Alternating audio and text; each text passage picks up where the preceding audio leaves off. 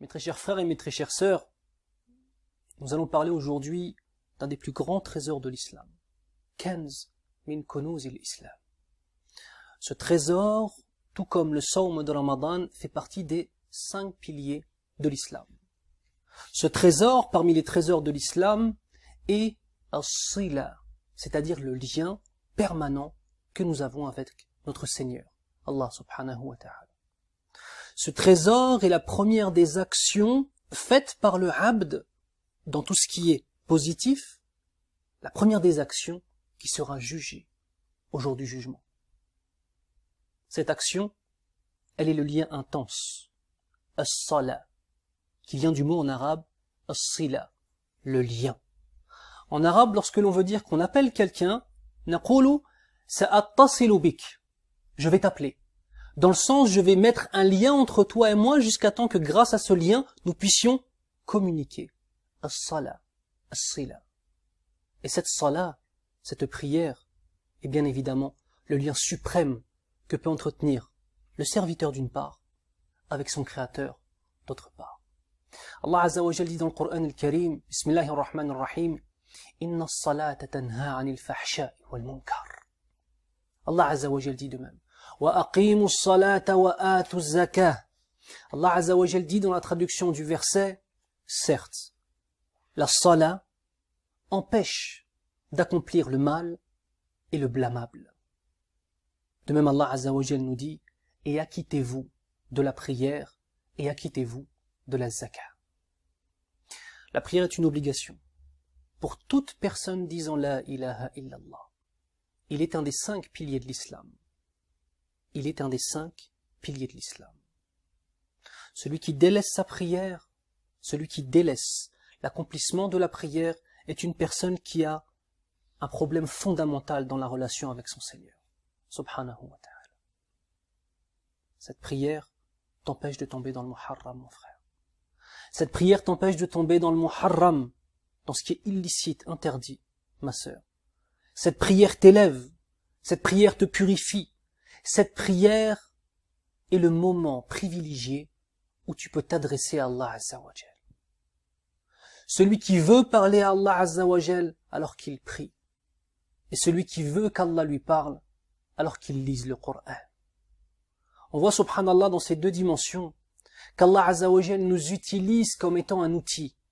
Lorsque tu pries, tu es un outil qu'Allah Azza wa Jal utilise pour déclarer la grandeur du Créateur de toutes choses. Subhanallah.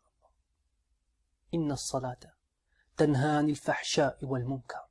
Certes, la prière interdit le blâmable et les mauvaises choses. Allah subhanahu wa ta'ala 5 fois par jour nous rappelle sa suprématie, sa toute-puissance, le fait qu'il nous voit, qu'il nous entend. 5 fois par jour, l'homme se tient debout devant son Seigneur et récite Surat al-Fatiha, et récite des versets du Coran al-Karim. Il se prosterne et dit Subhan Rabbil A'la. Il fait ruku' et dit Subhan Rabbil Azim wa bihamdihi. Il se relève du ruku' et il dit Sami'allahu liman hamida. Allah a entendu celui qui a fait la louange d'Allah subhanahu wa ta'ala. Un cadeau pour nos âmes, un cadeau pour nos corps, un trésor pour toute personne qui aime Allah subhanahu wa ta'ala. As-salat tanha 'anil fahsha'i wal munkar. La prière interdit le blâmable et la turpitude. Alors une question se pose, mes frères et sœurs. Comment une personne qui fait la prière peut-elle encore faire le mal et la turpitude?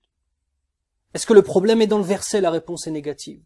Le problème est ici, dans nos cœurs, dans nos poitrines. Nous oublions la réalité de cette adoration. Et nous ne savons pas exactement ce que nous devons faire. Ainsi, parfois, on a une prière qui ressemble à une coquille vide. Comme si on prenait un œuf et qu'on avait fait un trou en dessous et qu'on avait enlevé toute la substance de cet œuf et qu'on l'avait posé. On prend un deuxième œuf à côté qui lui est plein. On a l'impression dans l'apparence que ces 2 choses sont pareilles. Sauf que le premier est en train de penser aux factures, est en train de penser à sa femme, à ses enfants, à son travail. Et il n'est pas en présence d'Allah Azza wa Jal. Le deuxième, il n'est pas en présence d'Allah dans sa conception des choses, c'est ce que je veux dire. Le deuxième, lui, est concentré, dirigé vers Allah Azza wa Jal. Tout son être, chacune de ses actions, chacune de ses paroles, chacun de ses mouvements est une adoration pour Allah Azza wa Jal. Cette prière-là, c'est une prière qui change. On se doit de revenir à cela. On se doit de revenir à l'essentiel. On se doit de revenir à la spiritualité réelle. On se doit d'avoir des actions qui représentent ce qu'il y a dans nos cœurs et non pas simplement des actions qui soient vides de sens. As-salat, c'est as-sila. La prière, c'est le lien permanent que nous avons avec Allah subhanahu wa ta'ala. Mais ne pourra réellement prier, ne pourra réellement comprendre ce qu'est la prière que celui qui a un cœur vivant. Il y a 3 types de cœurs. Le premier type de cœur, c'est un cœur vivant. Al-qalbul hayy. C'est un cœur qui est entièrement dirigé vers l'adoration d'Allah. C'est un cœur dont les passions ont été refoulées à l'arrière-boutique. C'est un cœur qui à chaque instant sent le regard de son Seigneur. Un cœur qui se dirige vers Allah. Un cœur qui, lorsqu'il entend un verset du Coran el-Karim, sa vie entière est prête à changer. Allahumma rzuqna hadha al-qalb. Demande à Allah Azza wa Jal qu'il nous donne ce type de cœur. C'est un cœur blanc. Le deuxième type de cœur, c'est un cœur qui est malade. Al-qalbul marid. Un cœur qui est malade, cela signifie que ce cœur, tantôt il est blanc et tantôt il est noir de péché. Un cœur de schizophrène. Un cœur d'une personne qui a plusieurs personnalités. Un cœur de celui qui pendant Ramadan on le voit à la mosquée en train d'adorer Allah Azza wa Jal, jusqu'à temps même que les athars de la prière, c'est-à-dire les traces de la prière commencent à apparaître sur son front. Et après le Ramadan, on le voit dans la rue en train de se battre ou en train d'insulter, sans aucune hishma, sans aucune haya, sans aucune honte de cela. Une personne qui, à un moment est dans la lumière, à un autre moment est dans les ténèbres.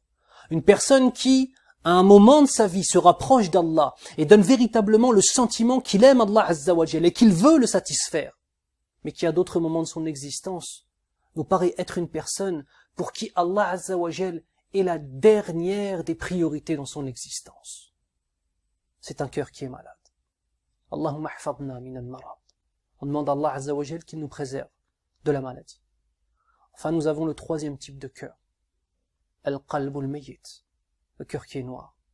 Le prophète sallallahu alayhi wa sallam nous informe dans un hadith, dans la traduction en français, que chaque fois que le fils de Adam, alayhi salam, s'acquitte d'une mauvaise action, eh bien son cœur qui était blanc vient se tacher d'une tache noire, puis d'une autre tache, puis d'une autre tache, jusqu'à temps que tout le cœur devienne noir. Lorsque le cœur entièrement est noirci par les péchés, il ne reste plus de place pour la foi. Et ce cœur passe de l'état de cœur vivant à celui de cœur malade, pour finir à celui de cœur mort. Qu'Allah nous préserve de cela. Celui qui a un cœur mort, c'est une personne à qui le Coran et le Karim ne fait plus rien. C'est une personne pour qui la foi en Allah Azza wa Jal est devenue impossible. Allahumma hfadna min dhalik. Mais ikhwan, mes sœurs, mes frères, nous devons de prendre soin de nos cœurs, de ne pas les salir, d'être toujours harisin, c'est-à-dire d'avoir toujours une conscience aiguë du danger de la mécréance qui nous guette. Et c'est une réalité.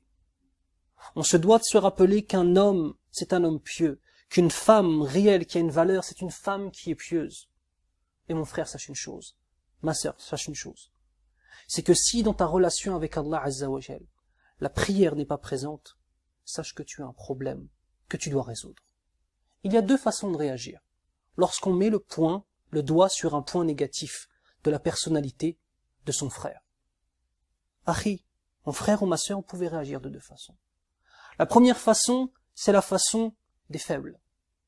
De toute façon, étant donné que je ne fais pas la prière, alors autant tout délaisser. Qui est le gagnant? C'est le diable. Qui est le perdant? C'est toi. La deuxième façon, c'est le fait de comprendre que réellement la prière est un pilier de l'islam. Que réellement la prière est une chose fondamentale dans ta relation avec Allah Azza wa Jal. Et que forcément, tu te dois de t'y accrocher, sincèrement, véritablement, et d'avoir une véritable salat, qui soit un moment exceptionnel avec Allah Azza wa Jal. Un moment exceptionnel. Et je finirai par une chose qui est importante. Lorsque tu es une personne qui prie, qui se prosterne pour Allah Azza wa Jal, qui 5 fois par jour prie pour Allah Azza wa Jal, ne dis jamais cette phrase-là que je vais te dire. Quand une personne à la fin de ta journée te pose la question « Qu'est-ce que tu as fait aujourd'hui ?» Ne dis jamais « Je n'ai rien fait ». Car peu importe ce que tu as fait de ta journée, du moment où tu as adoré Allah Azza wa Jal, du moment où tu as fait tes 5 prières et que tu t'es prosterné pour Allah Azza wa Jal, Wallahi ya akhi, Wallahi ya ukhti, tu as fait quelque chose qui est une chose exceptionnelle.